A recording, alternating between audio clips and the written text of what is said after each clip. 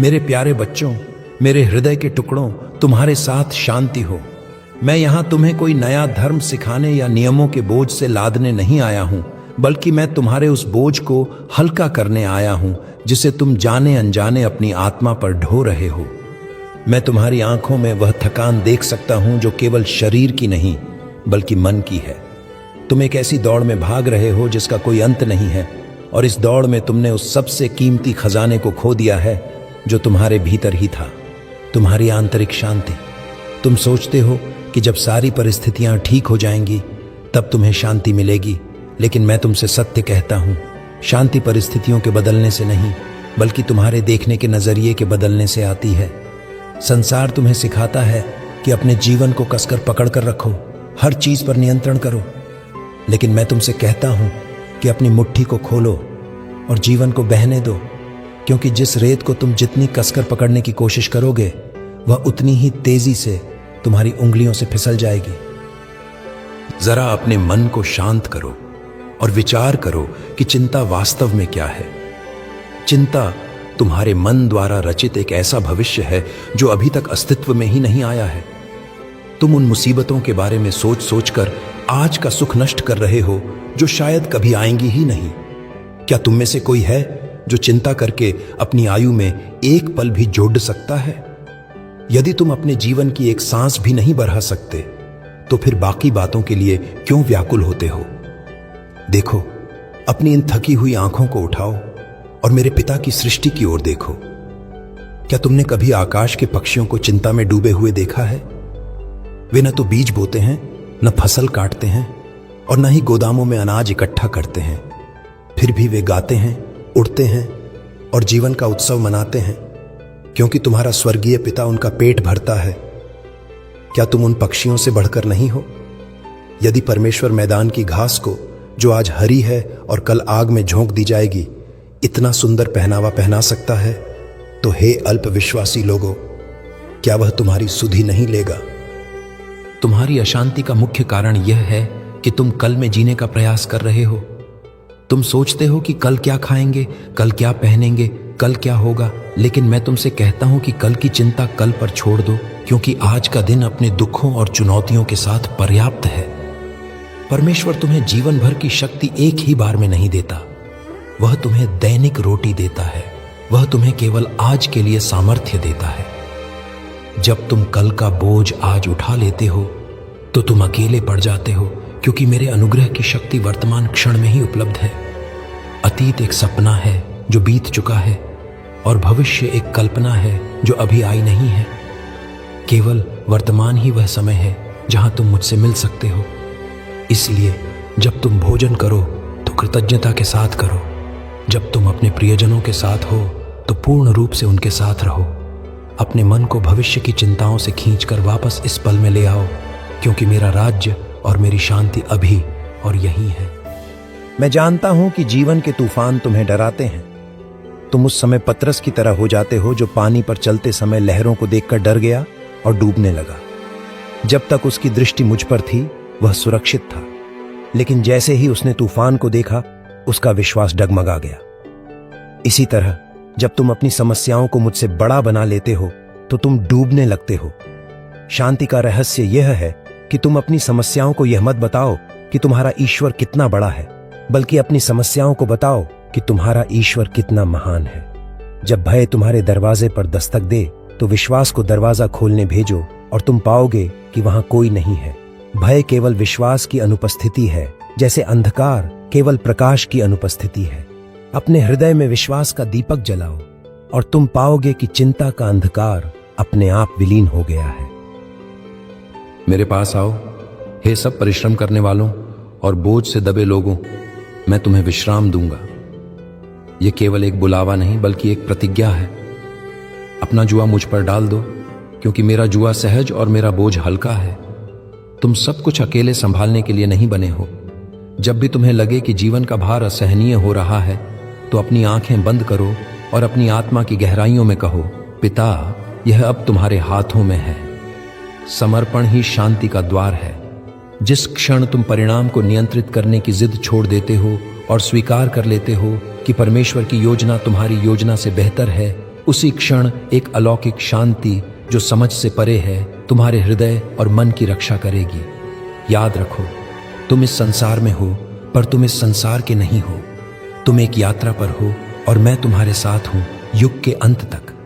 इसलिए डरो मत, केवल विश्वास रखो और मेरी शांति जो मैंने तुम्हें दी है उसे कोई तुमसे छीन नहीं सकेगा। मेरे प्रियजनों, हमने तुम्हारे मन के भीतर चलने वाले तूफानों की बात की, लेकिन मैं जानता हूं कि तुम्हारी बहुत सी अशांति तुम्हारे भीतर से नहीं बल्कि तुम्हारे चारों ओर के लोगों और तुम्हारे रिश्तों से आती है। तुम अक्सर सोचते हो कि यदि अमुक व्यक्ति बदल जाए या यदि उसने तुम्हारे साथ वह अन्याय न किया होता तो आज तुम शांत होते। लेकिन मैं तुमसे सत्य कहता हूं, तुम्हारी शांति की कुंजी किसी और की जेब में नहीं है, वह तुम्हारे ही हाथ में है। तुम अपने हृदयों में कड़वाहट, क्रोध और पुराने घावों को सहेज कर रखते हो, यह सोचते हुए कि यह तुम्हें न्याय दिलाएगा। लेकिन सत्य यह है कि क्षमा न करना उस जलते हुए कोयले को अपनी हथेली में पकड़ने के समान है जिसे तुम किसी और पर फेंकना चाहते हो। जलता केवल तुम्हारा ही हाथ है। जब तुम किसी के प्रति बैर रखते हो तो तुम उस व्यक्ति को अपने मन में बिना किराया दिए रहने देते हो और वह तुम्हारी नींद और चैन चुराता रहता है। मैं चाहता हूं कि तुम आज अपने हृदय के उस कारागार के दरवाजे खोल दो जिसमें तुमने उन लोगों को बंद कर रखा है जिन्होंने तुम्हें चोट पहुंचाई है, क्योंकि जब तुम उन्हें मुक्त करोगे तो तुम पाओगे कि वास्तव में जो कैदी रिहा हुआ वह तुम स्वयं थे। संबंधों में शांति पाने के लिए तुम्हें निर्णय के आसन से उतरना होगा जिस पर तुम अनजाने में बैठ गए हो। तुम दूसरों के दोष देखने में इतने व्यस्त हो जाते हो कि तुम्हें अपनी ही आंख का लट्ठा दिखाई नहीं देता, जबकि तुम अपने भाई की आंख का तिनका निकालने के लिए व्याकुल रहते हो। याद रखो, जिस नाप से तुम नापते हो उसी से तुम्हारे लिए भी नापा जाएगा। जब तुम दूसरों को आंकना और सुधारना बंद कर देते हो और उन्हें वैसे ही स्वीकार कर लेते हो जैसे वे हैं, अपनी कमियों और संघर्षों के साथ, तो तुम्हारे मन का एक बहुत बड़ा बोझ उतर जाता है। लोगों से अपेक्षाएं रखना ही तुम्हारे दुख का कारण है। जब तुम प्रेम को बिना शर्त देना सीख लेते हो, बिना यह उम्मीद किए कि बदले में तुम्हें क्या मिलेगा, तब कोई भी व्यवहार तुम्हें आहत नहीं कर सकता। प्रेम व्यापार नहीं है। प्रेम एक बहती हुई नदी है जो यह नहीं पूछती कि उसकी प्यास कौन बुझाएगा, वह बस बहती है और जीवन देती है। क्षमा कोई भावना नहीं है जिसका तुम्हें इंतजार करना है। क्षमा एक निर्णय है जो तुम्हें इच्छा शक्ति से लेना है। तुम कहोगे, प्रभु, उन्होंने मेरे साथ बहुत गलत किया, वे क्षमा के योग्य नहीं हैं। लेकिन मैं तुमसे पूछता हूं, क्या तुम योग्य थे जब मैंने तुम्हें क्षमा किया? यदि तुम्हारा स्वर्गीय पिता तुम्हारे असंख्य अपराधों को भुलाकर तुम्हें रोज नई सुबह दे सकता है, तो क्या तुम अपने साथी मनुष्य के छोटे से अर्ण को क्षमा नहीं कर सकते? क्षमा करने का अर्थ यह नहीं है कि जो हुआ वह सही था या तुम्हें उस व्यक्ति के साथ फिर से संबंध रखना ही है। क्षमा का अर्थ है कि तुम अब उस घटना को, अपने वर्तमान को चोट पहुंचाने की अनुमति नहीं दोगे। तुम न्याय को ईश्वर के हाथों में सौंप देते हो जो सच्चा न्यायी है। जब तुम कहते हो मैं तुम्हें क्षमा करता हूं, तो तुम अतीत की जंजीरों को काट देते हो और अपने भविष्य को उड़ने के लिए पंख देते हो। जितनी बार तुम पुरानी बातों को याद करके दुखी होते हो, उतनी बार तुम अपने घाव को फिर से कुरेदते हो। इसे भरने दो, इसे जाने दो। अंततः मैं तुम्हें वह मार्ग बताता हूं जो कठिन है, पर वही एकमात्र सत्य मार्ग है। अपने शत्रुओं से प्रेम करो और जो तुम्हें सताते हैं उनके लिए प्रार्थना करो। यह संसार तुम्हें सिखाता है कि ईंट का जवाब पत्थर से दो, लेकिन मैं कहता हूं कि बुराई को भलाई से जीतो। जब तुम किसी ऐसे व्यक्ति के लिए प्रार्थना करते हो जिसने तुम्हें दुख दिया है, तो एक चमत्कार होता है। हो सकता है कि वह व्यक्ति न बदले, लेकिन तुम बदल जाते हो। तुम्हारे भीतर की कड़वाहट करुणा में बदल जाती है। तुम देख पाते हो कि जो लोग दूसरों को चोट पहुंचाते हैं, वे अक्सर स्वयं गहरे घावों से भरे होते हैं और पीड़ा में होते हैं। एक घायल व्यक्ति ही दूसरों को घायल करता है। जब तुम इस सत्य को देख लेते हो, तो घृणा का स्थान दया ले लेती है, और जहां दया है वहां अशांति ठहर नहीं सकती। इसलिए आज रात सोने से पहले हर उस चेहरे को याद करो जिसने तुम्हें दुख दिया है, और मेरे नाम से उन्हें क्षमा कर दो, ताकि मेरे पिता की शांति जो समझ से परे है तुम्हारे रिश्तों और तुम्हारी आत्मा में बह सके। मेरे पास आओ, हे सब परिश्रम करने वालों और बोझ से दबे लोगों, मैं तुम्हें विश्राम दूंगा। ये केवल एक बुलावा नहीं बल्कि एक प्रतिज्ञा है। अपना जुआ मुझ पर डाल दो, क्योंकि मेरा जुआ सहज और मेरा बोझ हल्का है। तुम सब कुछ अकेले संभालने के लिए नहीं बने हो। जब भी तुम्हें लगे कि जीवन का भार असहनीय हो रहा है, तो अपनी आंखें बंद करो और अपनी आत्मा की गहराइयों में कहो, पिता, यह अब तुम्हारे हाथों में है। समर्पण ही शांति का द्वार है। जिस क्षण तुम परिणाम को नियंत्रित करने की जिद छोड़ देते हो और स्वीकार कर लेते हो कि परमेश्वर की योजना तुम्हारी योजना से बेहतर है, उसी क्षण एक अलौकिक शांति जो समझ से परे है तुम्हारे हृदय और मन की रक्षा करेगी। याद रखो, तुम इस संसार में हो, पर तुम इस संसार के नहीं हो।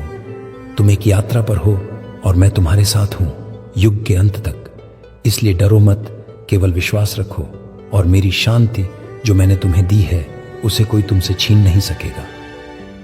मेरे प्रिय बच्चों, अब मैं तुम्हें शांति का एक ऐसा रहस्य बताने जा रहा हूं जो संसार की समझ के विपरीत है, परंतु यही तुम्हारे आनंद का द्वार है। तुम्हारी बहुत सी चिंताएं और भय इस एक छोटे से शब्द में छिपे हैं, मैं। तुम दिन रात यही सोचते हो कि मेरा क्या होगा, मुझे क्या मिला, मेरा अपमान क्यों हुआ। जब तक तुम केवल अपने ही छोटे से संसार के केंद्र में रहोगे, तुम कभी संतुष्ट नहीं हो पाओगे, क्योंकि यह स्वयं एक ऐसा गहरा कुआं है जो कभी नहीं भरता। मैं तुम्हें एक अद्भुत विरोधाभास बताता हूं। जो कोई अपने प्राण को बचाना चाहेगा और केवल अपने लिए जिएगा, वह उसे खो देगा, परंतु जो दूसरों के लिए अपने आप को भुला देगा, वही सच्चे जीवन को पाएगा। जिस तरह एक गेहूं का दाना जब तक भूमि में गिरकर मर नहीं जाता, वह अकेला रहता है, लेकिन जब वह अपने आवरण को त्याग देता है तो वह बहुत सा फल लाता है। उसी तरह तुम्हें अपने अहंकार और स्वार्थ के खोल से बाहर आना होगा, ताकि तुम वास्तव में जी सको। देखो, पानी के दो सागरों को देखो। एक सागर पानी लेता है और उसे अपने पास ही रखता है, उसमें जीवन नहीं पनपता, वह मृत हो जाता है। दूसरा सागर पानी लेता है और उसे आगे बहा देता है, वह जीवन और मछलियों से भरा है। तुम किस सागर की तरह बनना चाहते हो? जब तुम अवसाद या चिंता से घिरे हो, तो उसका इलाज अकेले कमरे में बैठकर सोचना नहीं है, बल्कि बाहर निकलकर किसी और के घाव पर मरहम लगाना है। जब तुम किसी और के बोझ को उठाने में मदद करते हो, तो चमत्कारिक रूप से तुम पाते हो कि तुम्हारा अपना बोझ हल्का हो गया है। ऐसा इसलिए है क्योंकि जब तुम सेवा में लीन होते हो, तो तुम स्वयं को भूल जाते हो, और जहां स्वयं नहीं है, वहां चिंता के लिए कोई स्थान नहीं है। तुम एक नहर की तरह बन जाते हो। जब नहर खेतों को पानी देती है, तो वह खुद कभी सूखी नहीं रहती।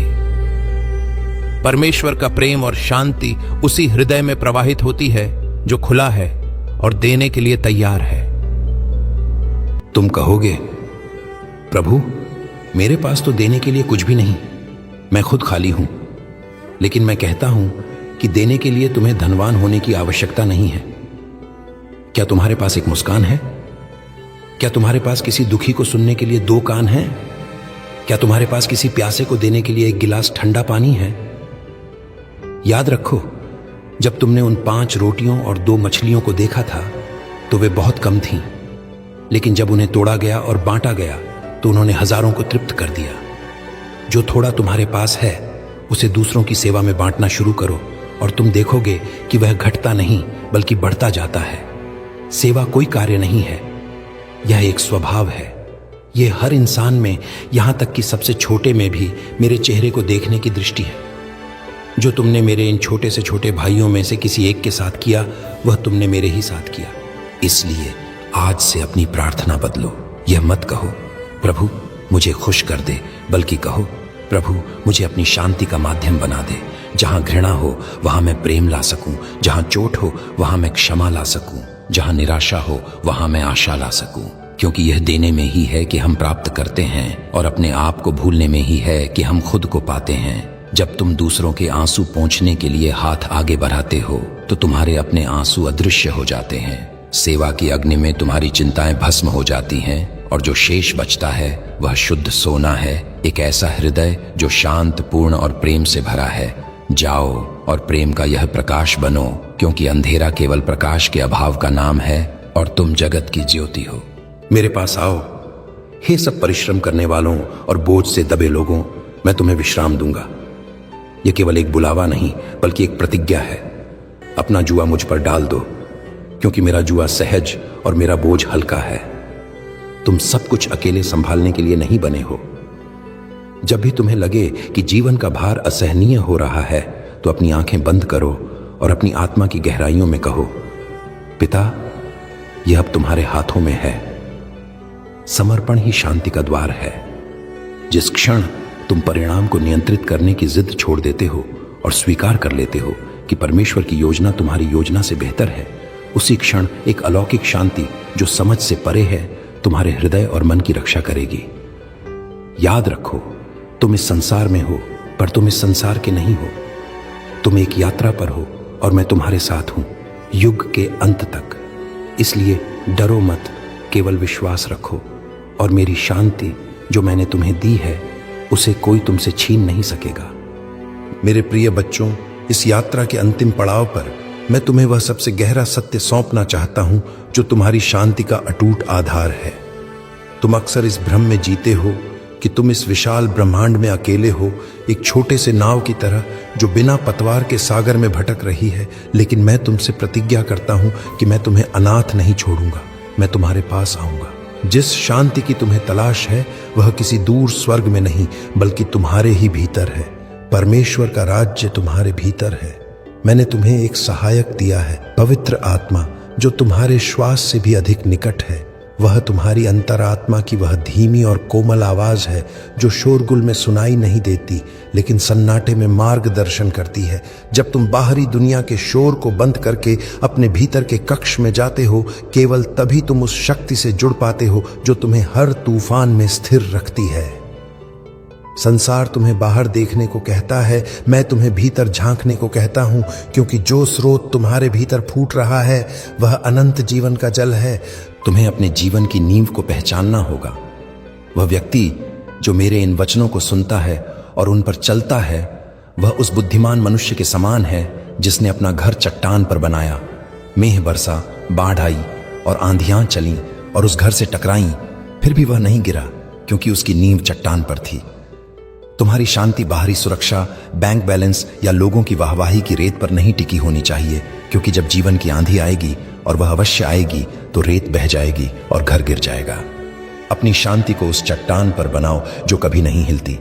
वह है तुम्हारा ईश्वरीय स्वभाव और मेरा प्रेम। जब तुम्हारी जड़ें उस गहराई में जमी होती हैं तो सतह पर चाहे कितना भी तूफान क्यों ना हो, तुम्हारे भीतर का गहरा सागर शांत रहता है। यह वह शांति है जो संसार न तो दे सकता है और न ही तुमसे छीन सकता है। इसलिए अपने दिन का कुछ समय मौन और एकांत के लिए निकालो। जैसे एक संगीतकार अपने वाद्य यंत्र को बजाने से पहले उसे सुर में करता है, वैसे ही हर सुबह दुनिया का सामना करने से पहले अपनी आत्मा को मौन में मेरे साथ सुर में करो। उस शांति में तुम्हें वह विवेक मिलेगा जो तुम्हें बताएगा कि क्या महत्वपूर्ण है और क्या व्यर्थ। जब तुम उस आंतरिक जुड़ाव में जीते हो तो चिंता का कोई अस्तित्व नहीं रह जाता, क्योंकि तुम जानते हो कि जो शक्ति ब्रह्मांड को चला रही है वही शक्ति तुम्हारे जीवन के हर विवरण को भी संभाल रही है। डरो मत, क्योंकि मैंने संसार को जीत लिया है। अब उठो और इस नई शांति के साथ अपने जीवन में लौटो। अपनी आंखों में आशा और हृदय में विश्वास लेकर जाओ। मेरी शांति मैं तुम्हें देता हूं, इसे संजोकर रखो और इसे बांटते रहो। जाओ, तुम्हारा विश्वास तुम्हें स्वस्थ और पूर्ण करे। तथास्तु। मेरे प्रिय, मैं जानता हूं कि तुम्हारा मन बहुत चंचल है और तुम हर चीज का परिणाम तुरंत चाहते हो।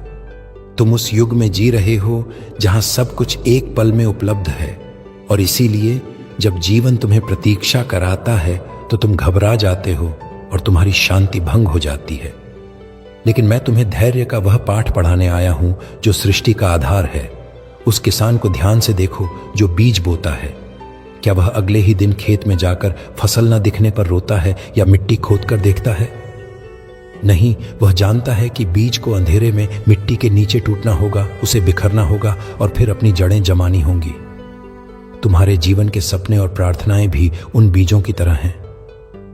यदि तुम्हें लगता है कि तुम्हारी प्रार्थना का उत्तर नहीं मिल रहा है तो समझो कि अभी वह बीज मिट्टी के नीचे अपनी जड़ें मजबूत कर रहा है ताकि वह आने वाले विशाल वृक्ष का भार संभाल सके। ईश्वर की देरी का अर्थ ईश्वर का इनकार नहीं है। समय से पहले तोड़ा गया फल खट्टा होता है, लेकिन सब्र और विश्वास के साथ पका हुआ फल मीठा होता है। अपनी घड़ियों को देखना बंद करो और ईश्वर की रथुओं पर भरोसा करो, क्योंकि वह कभी देर नहीं करता, वह हमेशा सही समय पर होता है। तुम मुझसे अक्सर अपने दुखों के बारे में पूछते हो। तुम कहते हो, प्रभु, यदि आप मुझसे प्रेम करते हो तो मुझे यह पीड़ा क्यों? सुनो, क्या एक माली उस झाड़ी से नफरत करता है जिसे वह छांट रहा होता है? कदापि नहीं। वह सूखी टहनी को नहीं, बल्कि उस हरी टहनी को छांटता है और काटता है जिसमें फल देने की क्षमता है, ताकि वह और अधिक और उत्तम फल ला सके। जिसे तुम सजा समझते हो वह वास्तव में शुद्धिकरण है। जैसे सोना आग में तपकर ही कुंदन बनता है और उसमें से सारी मिलावट जल जाती है, वैसे ही तुम्हारा चरित्र संघर्ष की भट्टी में ही निखरता है। जब तुम कठिनाइयों से गुजरते हो तो डरो मत, बल्कि समझो कि महान शिल्पकार तुम्हारे जीवन के पत्थर से अनचाहे हिस्से को छेनी से हटा रहा है, ताकि तुम्हारे भीतर छिपी हुई उस सुंदर मूर्ति को प्रकट कर सके जो मेरे स्वरूप में है। यह पीड़ा अस्थायी है, लेकिन इससे जो महिमा, करुणा और मजबूती तुम्हारे भीतर उत्पन्न होगी वह अनंत है। इसलिए अपनी मुसीबतों से भागने की बजाय शांत होकर उनसे पूछो कि वे तुम्हें क्या सिखाने आई हैं। अंत में मैं तुमसे कहता हूं कि सरलता में ही ईश्वरीयता है। तुमने अपने जीवन को बहुत जटिल बना लिया है। बहुत सी अनावश्यक इच्छाओं और वस्तुओं के बोझ से खुद को लाद लिया है।